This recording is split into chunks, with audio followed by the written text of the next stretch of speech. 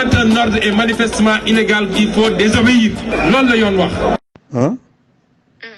Mamour Diallo rek lim la mën a jox ci ay millions kenn mënu la ko wax. te xoolal le mec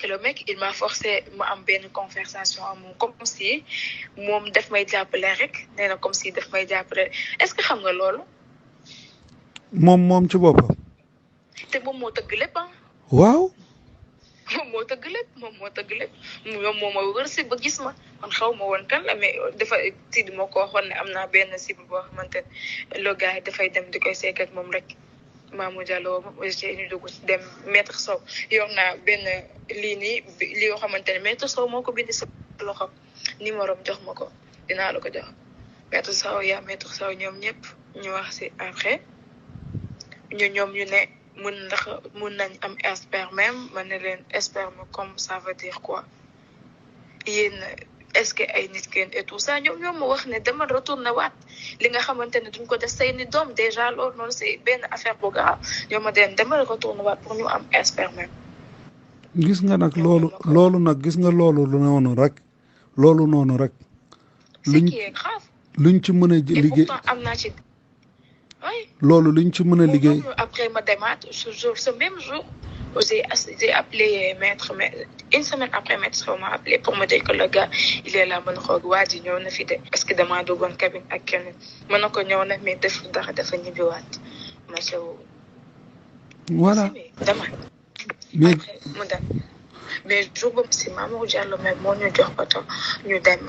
ànd ak benn médecin dem seetawoo ci benn médecin bi def lii tout ça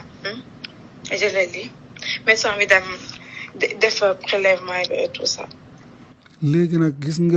nga loolu noonu ci pet ci man sama diggante ak yow ay millions la yoo xam ne yow sa compte lay nekk fii loo xam ne dañ koy téye. parce que déjà. ñoom tamit dañu demande par force. par force. parce que ñoom ñoo tax liggéeyatuñu moo tax ma ne la maa ngi sa ginnaaw au fait li ma lay wax ni sama papa sax xamu ko nii sama yaay kenn xamu ko si ma. déedéet xam naa. kenn xamu ko parce que xam naa confiance bi nga am papa musuñu wax lu jëm ci dossier bi déjà def ma rus. confiance bi nga am ci man c'est-à-dire li nga mën a wax ak man. mënoo koo wax ak kenn te dama lay wax confiance la boo xam ne sama diggante ak yow boo xam ne lu ñuy téye la rek denc. voilà parce que nit il faut que mu am ku nekk ci wetam dimbale ko comprendre nga bu baax. mais man doo mën a rek comme ñeneen ñi. je vois pas dootu ko sama vie après nga génnaat comme ça. jamais dama lay dimbale jamais maa ngi ak yow ba nga dee yow waxuma la dara dama lay téye ba li ñuy dee. bien sûr pourquoi pas yow man maa lay jox Cheikh Ibrahima Niass déggoo lu ma la wax yow loolu bul sonn. loolu boo ko tëddee instant bi loo si tëggaatoon nii mën na la jeex na.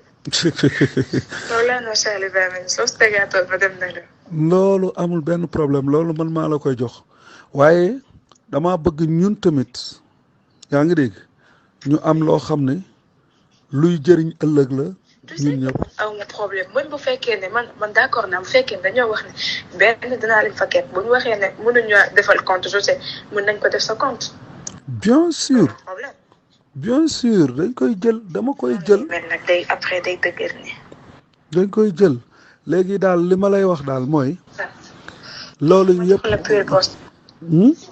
fii day sedd guy ba pare duma taal benn kilo xalaatuma ko sax lu leer laa loo wax nag séeréer nga xamoo ki la. am na loo xam ne su fekkee ne doo dof da ngay xam lu xew lépp dégg nga. waaw mu ngi noonu te li xew lépp xam nañ ko waaw léegi nag mooy li ma waxoon sa papa rek yow nit ñi munuñ laa téye di lay utiliser ci loo xam ne ay waxu neen la rek comprendre nga. ba pare nag ñëw bëgg nag yow duñ la jox sa àq dañ la ko war a jox parce que xam nañ ne yow sa xel mi xam nañ ne yow xale nga xel mi xóotagul noonu moo tax ñu jox la oto jox la garde corps jox la kër gu rafet pour ngay nekk ci kër gi di nekk ci jaam nga xam ne belle vie lañ lay dundaloo waaye belle vie am na lu ko gën. xam nga lu ma la nga am sa yëfu bopp sa këru bopp am sa xaalisu bopp ndax ëllëg lu mënta am yow nga demal sa bopp te mën nañ ko du dëgg loolay dëgg léegi nu ñuy def ba dem ci paa boobu ça m'intéresse quand même de partir pour savoir plus au cas où ma war a jël décision waaw d'accord léegi man danaa xool oote su ma ootee xool ko ban jour la ñu mën a recevoir ñu def ci gannaaw Saalum la dégg nga ok incha allah waaye parce daal qu'il faut que ma dem quand même waaw waaw nga xam ne xaw ma li tuuti ci décision yi ma war a jël parce que il faut que ma jàmbaarloog ñoom franchement waaw parce que ils n'ont pas intérêt que ma wax ils n'ont pas intérêt ma wax waaw ñoom su ma waxee enragé wu leen seen nguur dafay daan bu baax ils n'ont pas intérêt ma wax waaw loolu man donc comme c'est ça on va jouer maintenant carte sur table mais moo tax ma bëgg yow nga ñëw nga toog xam naa ne li ñuy wax nii yëpp ay fen la yaa ngi dégg mais ñoom bëgguñ nga wax moo tax ñu garder la te suñ xamee ne dangaa nar a wax yaa ngi dégg nuñ lay def dañ lay bëgg a liquider dañ lay bëgg a liquider parce que ñoom xam nañ ne fu nekk ni yow bis boo waxee tas àddina yaa ngi dégg te damay toog waaw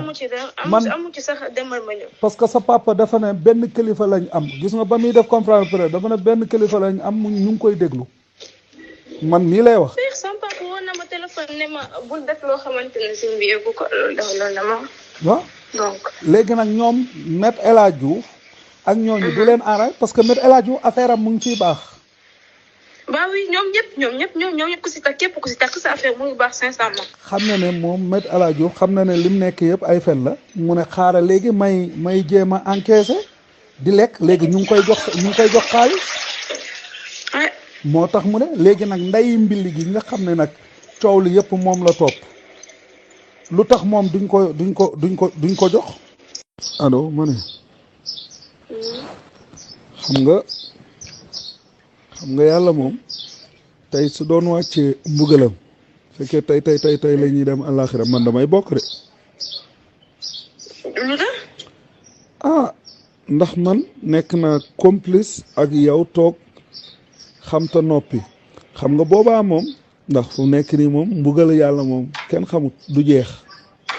mais attends y a rien de complice sur ça non c'est-à-dire aji suñu waxee loolu complice mooy lu nit dajaloo te booloo pexe ko loolu complice la loolu mooy déggoo loolu la ñuy wax loolu araam na wala araamul man muy doomu sëriñ te jàng kay xam naa ci dara yow da ngaa yaakaar ne àddina fii la yem ñun ñii ñëpp yowmal qiyaam kenn xamut suñu yàlla jéggalu dëgg mbugal gudul jeex la xoolal imaginer rek bët bu set nga jël sa loxo teg ko ci gaz mu lay lakk te gaz boobu doo ci mus a teggi sa loxo da nga ko ci teg te safara si ngay gis ci àddina bi xam nga ñaata lañ ko sëppee ci safara su ci àllaaxira sëpp nañ ko ci juróom-ñaar téeméer yoon juróom-ñaar téeméer mooy set déedéet bul tiit arxo baax na nag léegi nga ñu jàngal la ci mbiru yàlla parce que xam nga nit doomu aadama day nekk ci àddina te du jàng yàlla su jàngee yàlla nag ñu koy wax ci yàlla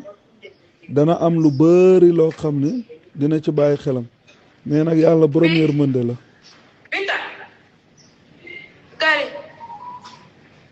Binta Gari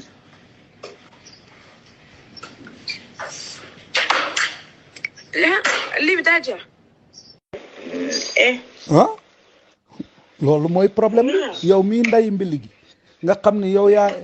yaa waral coow li yëpp ñu xam ne coow li yëpp yow la te lépp c'est faux lu tax yow duñ la jox ay milliards dañ la ko war a jox aji déjà tey dinaa leen tiital parce que je retourne vers François Hélène Gueye pour lui dire que samedi suba incha allah dañuy def live waaw léegi nag man des révélations yaa ngi dégg waaw mais man dinaa lay xelal ni ngay def pour toog da ngay toog ne leen damaa bëgg kër nañ la tabaxal nañ la jox clé à main yaa ngi dégg soxlawu sax clé en main nañ la defaral terrain ñu jox la xaalis bi ndax mun nañ la jox terrain bindal la ay këyit ak yëpp fekk ne ñoom en domaine duñ ko sottil ci yow comprendre nga lu ma la wax dafay nekk mu nekk foofu man xam naa leen ay fenkat la ñoom ñëpp te ñoom ñëpp laa xam ñoom ñëpp ku nekk tëgg naa ak yow ñoom ñëpp laa xam et non pas intérêt ma wax loolu moom xam naa ko voilà ils n'ont pas intérêt ñoom ñëpp tey mu xoolal attends dinaa photo benn liste ci ñi nga xamante ne jot naa leen gis. mu ngi noonu. su ma la ko waxee sax je vais pas me croire. ñii di ay doomu aadama moo tax ils n'ont pas intérêt parce que dañoo foog ne benn une petite gamine lañ nekkal boo xamante ne xamul dara dof la et tout ça te xamul ne lépp lu ñuy def xam naa ko dama leen bàyyi ci biir rek. mu ngi noonu nag léegi nag bàyyi ci biir boobu nag te xam ne ñoom ay fen la. léegi nag par force nag mu neex mu naqare dafa jot ci taabal nga ne leen yaa ngi may dégg terrain bi soxlawuma ko dama bëgg ngeen jox ma tabax pour sama famille. Attends moi ces gens-là xawma ay nitu lan lañu. Quand un ordre est manifestement illégal il faut désobéir loolu la yoon wax.